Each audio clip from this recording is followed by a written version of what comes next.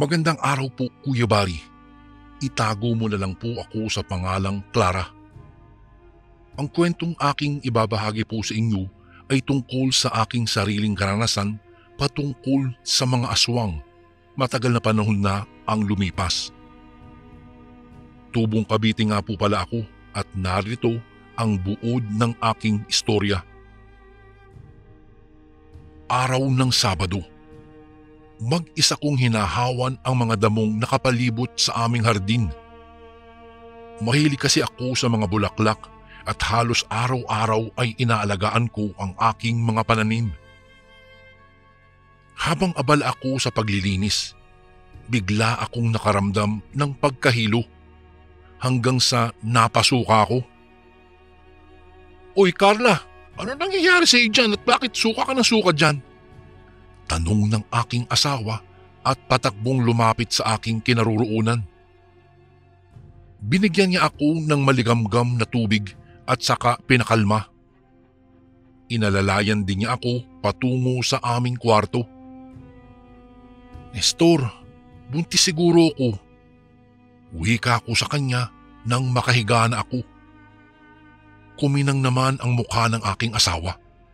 Tanaw ko sa sulok ng kanyang mga labi ang kaligayahan. Naku Kuya Bari, sino ba naman kasing asawa ang hindi matutuwa kapag ka na lamang buntis ang kanyang asawa? Siyempre, ilang buwan pa lamang ang nakalipas mula nang ikasal kami. Batid kong nasasabik na talaga ang aking asawa na magkaroon kami ng anak. Kaya ayun na nga Kuya Bari, kinabukasan ay kaagad kaming tumungo sa klinik at saka nagpa-check up.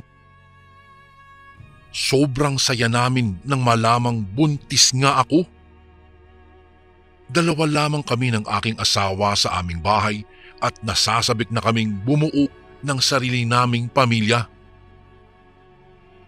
Ay, mabuti naman at nagbunga ang ating pagmamahalan, Carla. Ingatan mo ang batang nasa iyong sinapupunan. Naku, hindi na ako makapaghintay na masilayan ng ating panganay. Masayang sambit ni Nestor habang magkatabi kami.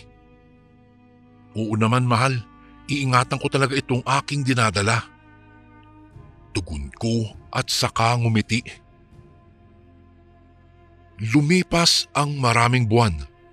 Lumaki na ang aking tiyan. Nahihirapan na akong magtrabaho at mabuti na lamang nandyan ang aking asawa upang alalayan ako. Carla, tumawag nga pala si nanay kanina. Sabi niya may magandang oportunidad daw doon para sa trabaho.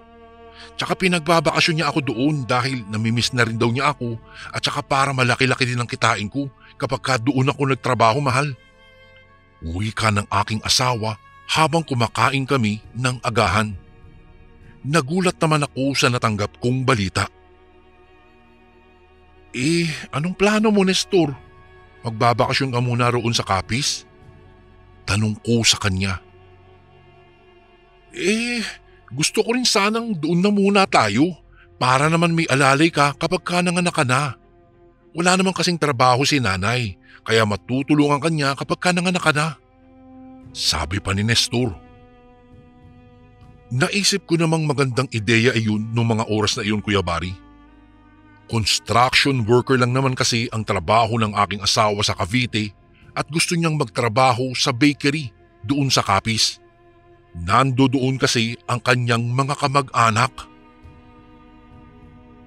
Makalipas ang ilang linggo, nagbiyahe kami ni Nestor mula Cavite patungong Capiz. Magwawalong buwan na ang aking dinadala kaya malaki na ang aking tiyan, Kuya Bari. Malapit na rin akong manganak at doon na muna kami tumira sa nanay ni Nestor. Nakapagsimula na rin siya sa kanyang trabaho at hindi naman kami nagsisising nagbakasyon kami sa Capiz dahil malaki-laki din naman ang kinikita ni Nestor sa kanyang bagong trabaho. Masipag kasi ang aking asawa at masasabi kong maswerte ako sapagkat siya ang aking pinakasalan. Carla anak, huwag kang lalabas kapag ka madilim na at baka mapano pa ang batang iyong dinadala.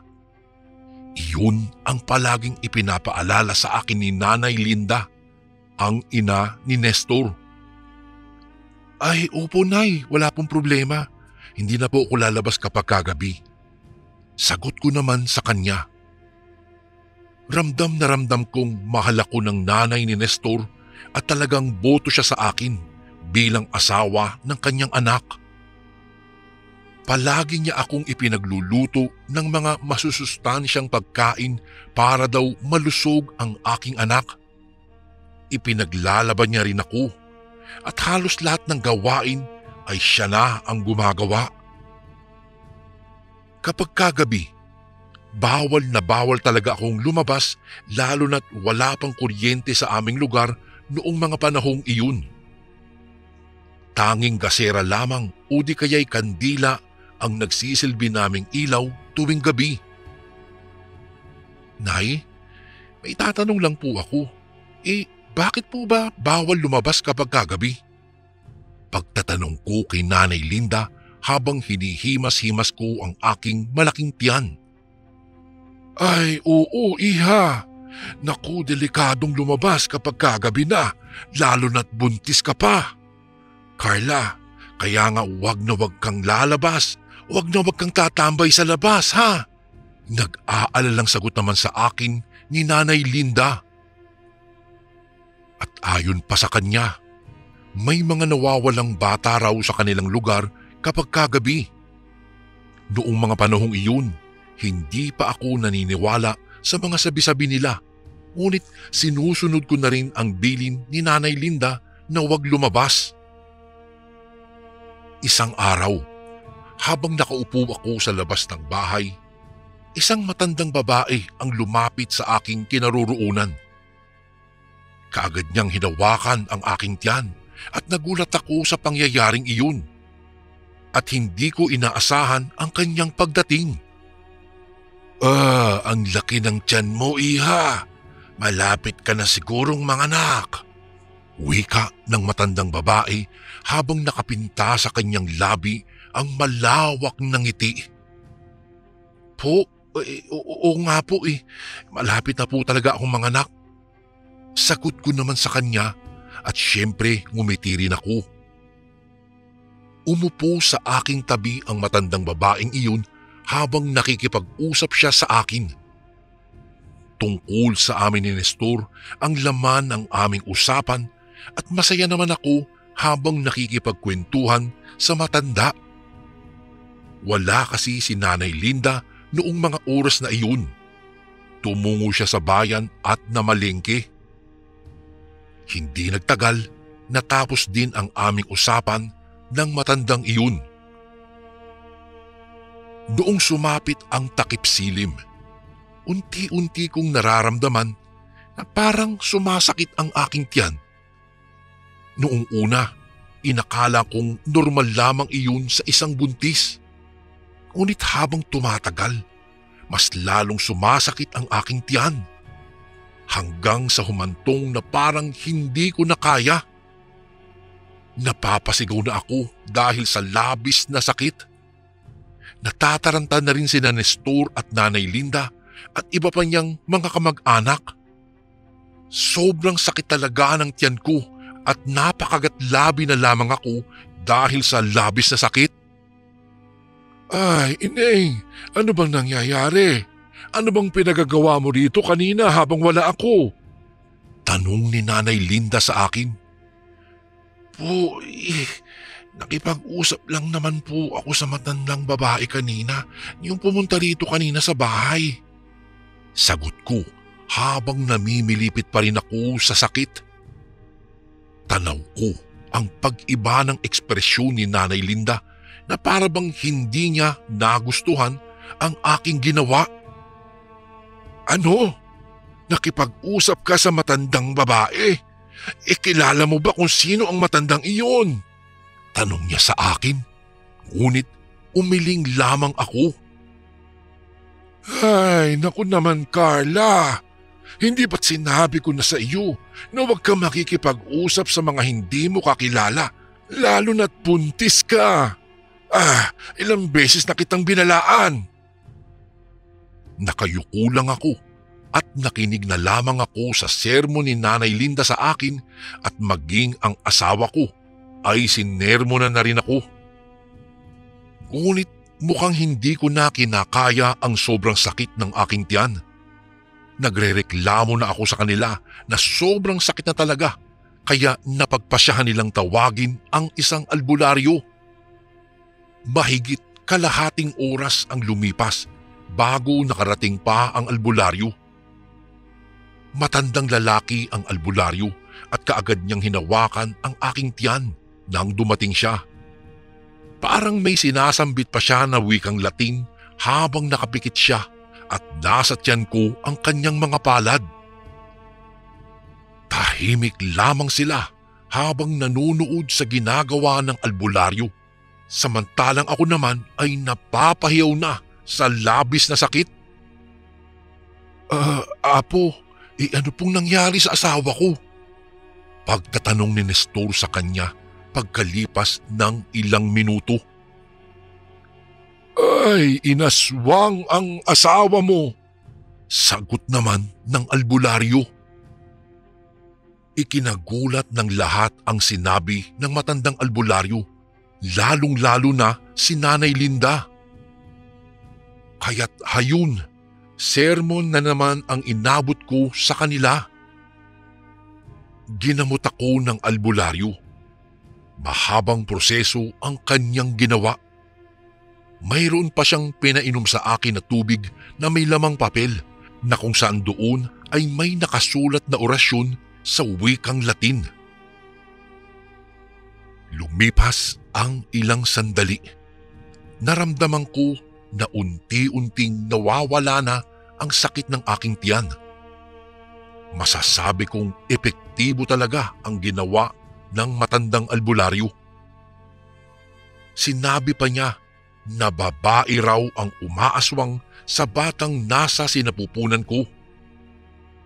Noong mga sandaling iyon, Kuya Bari, kaagad na pumasok sa isipan ko ang babaeng humawak kanina sa aking tiyan. Naging hinala ko na baka aswang ang matandang iyon. Ngunit hindi ko man lang nalaman ang kanyang pangalan. Iha, mag-iingat ka sa lugar na ito. Maraming masasamang elemento at iba pang nilalang ang pwedeng humamak sa iyo kapag ka hindi ka nag-ingat ng mabuti. Sabi ng albularyo at kaagad naman akong tumango bilang tugon. Hindi nagtagal na wala rin ang sakit ng aking tiyan at nakatulog na ako ng maayos. Magmula noon, nag-iingat na ako lalo na sa pakikipag-usap sa mga taong hindi ko kilala. Mas naging mahigpit na sa akin si Nanay Linda. Kahit umaga ay hindi na niya ako pinapalabas. Kung papalabasin naman niya ako ay dapat may kasama ako para iwas daw sa pahamak. Sa patuloy na paglipas ng mga araw, madalas nang sumakit ang aking tiyan at nangangalay na rin ang aking baywang. Isang gabi, nagbabalak na sana akong matulog nang biglang sumakit ang aking tiyan. Ang sakit noon ay lumala ng lumala hanggang sa aking napagtanto na manganganak na pala ako. Agad namang tinawag ni Nestor ang matandang kumadrona sapagkat malapit lang naman ang bahay noon sa bahay namin. At hindi nga nagtagal, Kuya Bari, dumating kaagad ang kumadrona. Habang hinihintay namin ang aking panganganak, bigla kaming nakarinig ng kakilakilabot na mga huni na parabang may umaapak sa aming bubungan. Agad na nagpausok sina Nanay Imelda at Nestor para raw lumayo ang mga nilalang na may masamang balak. Naku naman, delikado talaga sa lugar na ito. Maraming mga tiktik at aswang. Sambit ni Aling Solana ang magpapaanak sa akin. Sinasabayan ng mga ingay na nagmumula sa bubungan ang sakit ng aking tiyan. Pakiramdam ko ay inaaswang na naman ako nung gabing iyon. At talaga namang mabango kasi para sa kanila ang tiyan ng isang buntis, kaya ayaw nilang tantanan. Wika naman ni Nanay Linda habang namimilipit pa rin ako sa sakit. Naghahanda na rin si Nestor ng matulis na kawayan bilang panlaban sa mga aswang kung sakaling sugurin kami. Habang tumatagal kasi ay napapansin namin na pabangis ng pabangis ang mga tunog ng iba't ibang nilalang sa labas ng aming bahay na para bang pinagpipiestahan nila ako sapagkat malapit na akong manganak. "Huwag kayo rito! Lumayo kayo sa pamamahay namin!" Matapang na sigaw ni Nestor habang pinapatunog niya ang 2 itak. Isa rin daw iyon sa mga pangontra sa mga aswang. Hindi nagtagal, lumabas din ang aking anak. Sobrang saya namin nang masilayan namin ang aming anak sa unang pagkakataon. Aba! Naku, napakagwapo naman ang apo ko! Sambit ni Nanay Linda habang nakatingin siya sa kanyang apo. Lalaki po ang aking anak, Kuya Bari, at kamukhang-kamukha niya ang aking asawa. Kaagad naman nilang binihisan ang aming anak habang umiiyak. Batid kong naririnig ng aswang ang pag-iyak ng sanggol, kaya mas lalong naging katakot-takot ang palibot ng aming bahay. Tila ba napakabangis ng mga aswang na iyon at gustong-gusto na kaming pasukin. "Bantayan niyo na maigi ang bata!" Sigaw ni Nestor sa amin nang biglang may kumalabog sa aming pinto. Gawa lamang iyon sa kawayan at mabilis lamang iyong pasukin kapag kagugustuhin. Gasera lamang ang gamit namin at iniiwasan naming mapalong.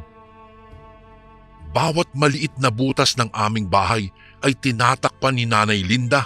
Baka raw may sumilip sa aking anak.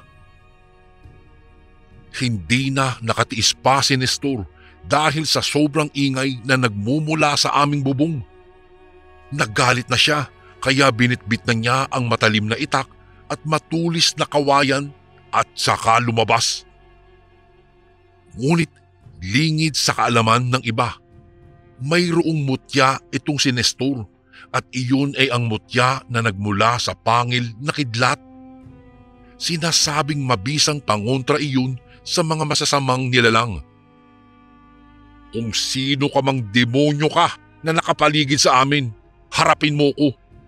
Ngayon mo patunayang matapang ka." Matapang na sigaw ni Nestor na para bang hindi siya natatakot sa kung anuman ang mangyari sa kanya sa labas. Malaki naman kasi ang kanyang tiwala sa mutyang kanyang dinadala. Batid niyang hindi siya mapapahamak kapag nasa kanya ang mutyang iyon. Makalipas ang ilang sandali, napansin namin na medyo tumahimik na ang paligid. Hindi na rin umiiyak ang sanggol at tila ba kampante na kami sa buong paligid. Kaya pumasok na si Nestor sa loob ng aming bahay. Batid kong natakot sa kanya ang mga masasamang nilalang, kaya lumayo sila sa aming bahay. Dahil doon, masarap na ang aking tulog hanggang sa sumapit ang umaga. Lumipas ang ilang araw. Nagulat kaming lahat nang makatanggap kami ng isang masamang balita. Balita tungkol sa isang karumal-dumal na krimen. "May bangkay na bata na natagpuan doon sa damuhan!" Sigaw ng isang binatilyo habang abala ang lahat sa mga gawaing bahay. Nang matanggap namin ang balitang iyon, kaagad naming pinuntahan ang kinaroroonan ng bata. Parang pinagsukluban kami ng langit at lupa nang matanaw namin ang sitwasyon ng batang babae na iyon na ayon sa kanila ay 2 taong gulang pa lamang. Makabagbag damdamin ang sinapit ng batang iyon. Duguan ang katawan at wala na ang mga lamang loob. Malakas ang aming kutob na hindi tao ang gumawa noon. Naku, ano bang nangyayari sa lugar na ito? Napakadelikado na, lalo na kapag kagabi.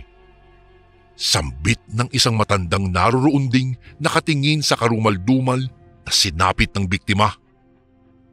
Halos lahat ay kinilabutan dahil sa aming nasaksihan. Naging palaisipan sa amin kung sino ang tunay na salarin sa krimeng iyon. Kung ano-ano tuloy ang pumasok sa aming mga isipan. Ngunit wala kaming ibang magawa kung hindi ay ang mag-ingat na lamang, lalo na sa tuwing kakagat na ang dilim.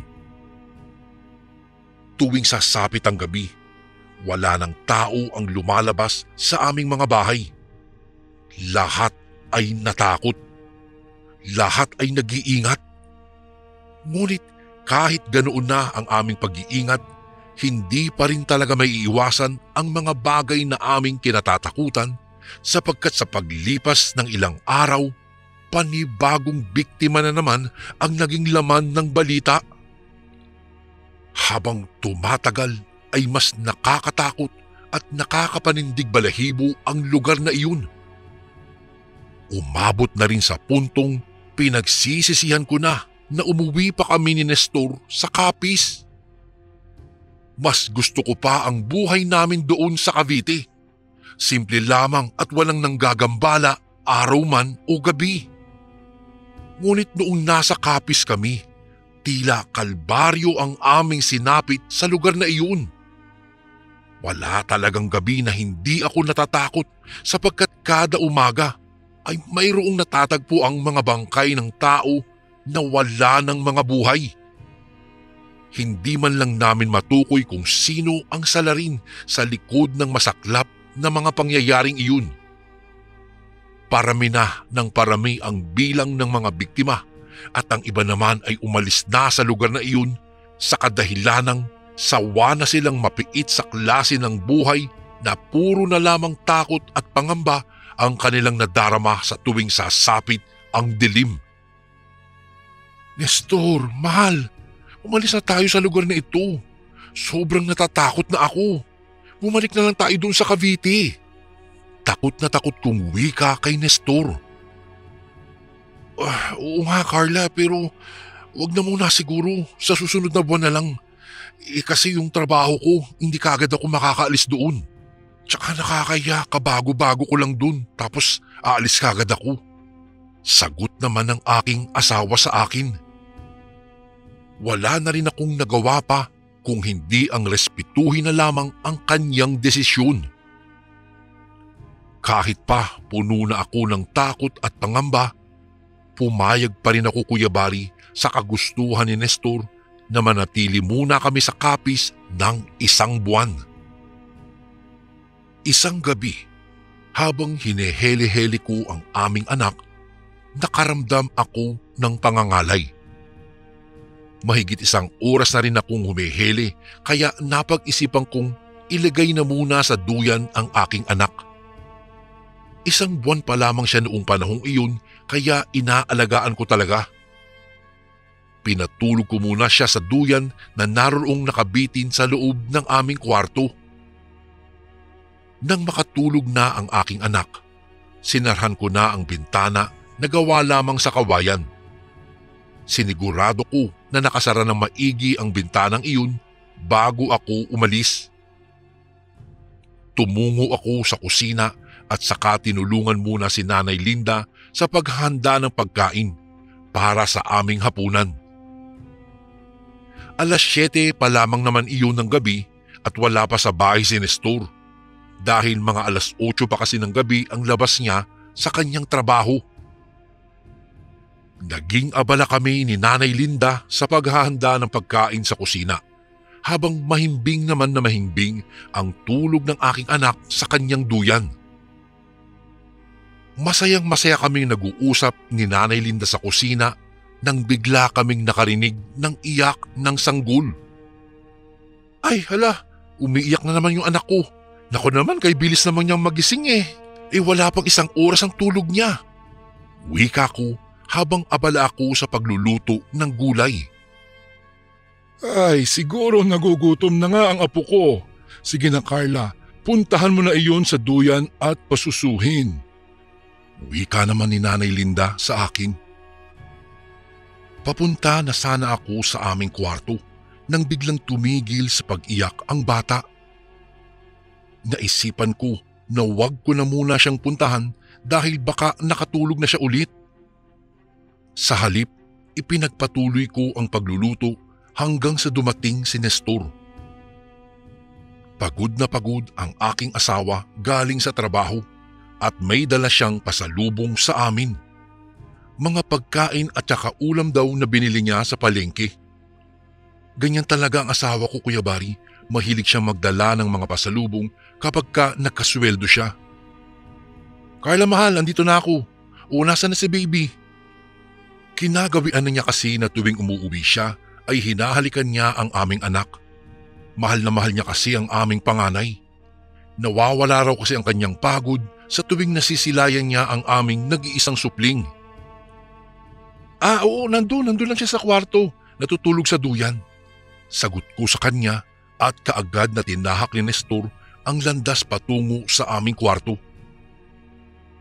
Ngunit laking gulat namin ni Nanay Linda nang bigla naming naulinigan ang sigaw ni Nestor. Nagsusumigaw siya na wala raw ang aming anak sa duyan. Biglang bumilis ang kabog ng aking puso dahil sa kanyang sinabi. Sa una, hindi pa ako naniniwala. Ngunit noong pumunta na ako sa duyan, tila pinagsukluban ako ng langit at lupa nang matanaw ko ang dugo na naroroong nagsilbing mantsa sa puting kumot sa duyan. Tama nga si Nestor, wala na ang aming anak sa duyan. Labis kaming nataranta dahil sa pangyayaring iyon. Nag-aaway na nga kami ni Nestor sapagkat kasalanan ko raw iyon dahil hindi ko man lang binantayan ang aming anak. Parang mababaliw ako noong mga sandaling iyon, Kuya Bari. Hindi ko alam kung sino ang tumangay sa aming anak. Dugo na lamang ang naiiwang pahiwatig na patay na ang aming anak. Naalala ko ang iyak ng aming anak at naisip ko na baka inatake siya ng kung sino mang nilalang kaya siya umiiyak. Labis akong nagsisisi kung bakit hindi ko siya kaagad na nalapitan noong mga sandaling umiiyak siya. Napakatanga ko. Hinayaan kong magdusa ang aking inosenteng anak at hindi ko man lang siya nagawang iligtas. Napansin ko na bukas ang bintana. Nakapagtataka kasi sinarado ko iyon ng maigi bago ko nilisang mag-isa ang aming anak. Imposible namang nagbukas iyon dahil lang sa hangin. Nanginginig na ang aking buong katawan, bunsod ng labis na kaba at pagsisisi. Halo-halo ang emosyong nararamdaman ko noong mga sandaling iyon. Pinagsisisihan ko na iniwanan ko ng mag-isa sa duyan ang aming anak. Pinagsisisihan ko rin na hindi agad ako pumunta noong umiiyak siya. Napahagulgol na ako ng iyak at parang mahihimatay na. Bilang isang ina, masakit makitang wala na sa duyan ang aking anak. Tila ba pinagsasaksak ng paulit-ulit ang aking dibdib dahil sa labis na sakit. Hindi ko talaga matanggap. Hirap na hirap akong tanggapin na wala na ang aming nag-iisang anak. Malakas ang aking kutob na aswang ang tumangay sa aking apo. Mangiyak-ngiyak na sambit ni Nanay Linda. Nagkagulo na kami sa loob ng bahay at ako lang ang sinisisi nila. Maging si Nestor ay nagsisigaw din. Hindi niya rin matanggap na wala na sa duyan ang kanyang anak. Nagwawala na siya at para siyang isang mabangis na dragon dahil sa sobrang galit niya. Kung sino ka mang demonyo ang gumawa nito, manda ka. Simulan mo na ang pagtago sa iyong lungga. Mariing sigaw ni Nestor at kasunod doon ay mas mabilis pa sa kidlat na kinuha niya ang itak at saka lumabas ito. Inisa-isa niya ang mga bahay. Nagbabaka sakali siyang matagpuan niya ang tunay na salarin sa pagkawala ng aming anak. Nilaso na ng galit ang puso ni Nestor at sa mga sandaling iyon ay kahit kani-kaninong bahay na ang kanyang pinasok habang bitbit ang kanyang itak. Kung sino ka mang halimaw ka, harapin mo ko. Paulit-ulit iyon na isinisigaw ni Nestor habang ginagalugad niya ang bawat sulok ng mga bahay. Halos 10 bahay na ang kanyang napasok at lahat ng mga taong naroon ay tinatanong niya kung sila ba ang tumangay sa aming anak. Ngunit umiiling lamang ang mga ito. Natatakot sila kay Nestor dahil mukhang handa nang pumatay ang aking asawa. Nagbabaga ang galit sa loob ng kanyang puso hanggang sa nakarating siya sa isang maliit na bahay na kung saan ay naroon nakaupo ang isang matandang babae. Ang matandang babaeng iyon ay siya rin ang humawak sa aking tiyan noong buntis ako. Ikaw ba? Ikaw ba ang pumaslang sa aking anak? Matapang na tanong ni Nestor sa matandang babae na ikinagulat nun. Tiningnan ng matanda ang aking asawa. Mga tingin na tila ba taglay ang hindi matumbok na kahulugan. Hindi, wala akong kinalaman sa pinagsasabi mo, sagot ng matandang babae. Ngunit natanaw ni Nestor na mayroong mga dugo ang damit ng matandang iyon at doon na nagsimulang magduda si Nestor. Pati bibig at kamay niya ay mayroon ding dugo. Umigting ang panga ng aking asawa at gusto na niyang karnihin ang matandang yun. Kung hindi ikaw ang tumangay sa aking anak, bakit puno ng dugo ang iyong damit? Saan ka nang galing? Sigaw ni Nestor sa matanda. Preska pa ang dugong iyon at nakakapangduda talaga kung bakit pati damit niya ay mayroong dugo. Hindi nakasagot ang matanda sa tanong ni Nestor. Tanging masakit na tingin lamang ang ipinukol niya sa aking asawa. Muli siyang tinanong ni Nestor, ngunit hindi na siya umimik pa. Malakas ang aking kutob na siya nga ang walang pusong pumatay sa aming anak. Tatagain na sana siya ni Nestor nang biglang nag-anyong baboy ang matanda. Nagulat ang lahat ng mga taong naroon at napaatras. Tumakbo ang baboy palabas, subalit hinabol iyon ni Nestor. Naniniwala siya na kayang-kaya niyang gapiin ang aswang na iyon sa pamamagitan ng kanyang mutya na galing sa pangil ng kidlat. Hinabol ni Nestor ang baboy na tumatakbo at muli na namang nag-anyong tao ang baboy. Napakapangit daw ng kanyang mukha. Nagbabaga ang kanyang mga mata. Matutulis ang mga kuko. Gulong-gulo ang kulot nitong buhok at mayroon pang matulis na pangil. Nakakatakot ang kanyang pangit na wangis. Mababakas sa paraan ng kanyang mga titig na handa na niyang sunggaban ang aking asawa. Lumipas lang ang ilang sandali. Inatake niya kaagad si Nestor. Ngunit buong tapang na lumaban ang aking asawa. Inilabas niya ang kanyang nagbabagang galit sa pamamagitan ng pagtaga sa katawan ng aswang. Minsan natamaan niya ito at minsan naman ay hindi.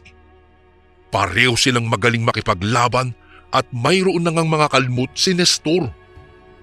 Ngunit hindi pa rin siya nagpatinag. Lumaban lang siya. Ipinamukha niya sa aswang na nagkamali siya ng nabiktima dahil si Nestor ang maghahatid sa kanya sa huling hantungan. Nagtagal ang kanilang labanan.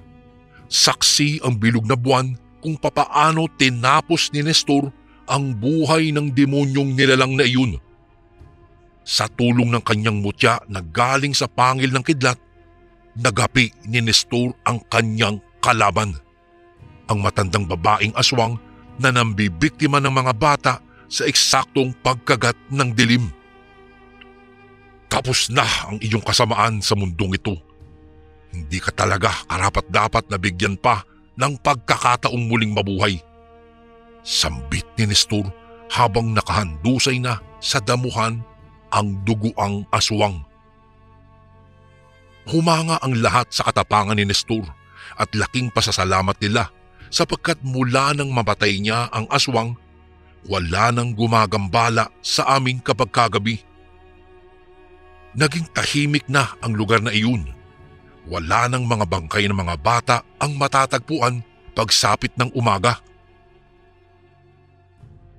Bumalik kami sa Cavite at ipinagpatuloy na ang aming pamumuhay. Ngunit magpahanggang ngayon, Kuya Bari, patuloy pa rin akong nilalamon ng pagsisisi. Naiisip ko na kung hindi ko lang iniwang mag-isa sa duyan ang aking anak, buhay pa sana siya. Subalit kahit ano pa ang aking gawin, hindi ko na maibabalik pa ang oras na lumipas. Madalas naiiyak na lamang ako sa tuwing naaalala ko ang masaklap na sinapit ng aming anak. Pagsisising walang katapusan. Anak, kung nasaan ka man ngayon, sana mapatawad mo si nanay. Hinding-hindi kita malilimutan, anak, dahil mahal na mahal ka namin ng iyong tatay. Kuya Bari, dito ko na po tatapusin ang aking kwento. Salamat po ng marami kung sakaling mabasa niyo po ito sa inyong channel. Lubos na gumagalang, Clara.